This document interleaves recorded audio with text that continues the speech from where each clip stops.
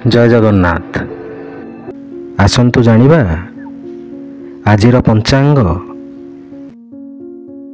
ଆଜି ହେଉଛି ଇଂରାଜୀ ମାସ ଅକ୍ଟୋବର 13 ତାରିଖ 2024 ମସିହା ରବିବାର। ଆଜି ହେଉଛି ଶ୍ରୀମନ୍ଦିରେ ଆୟୁଧ ପୂଜା ଓ ଦଶହରା।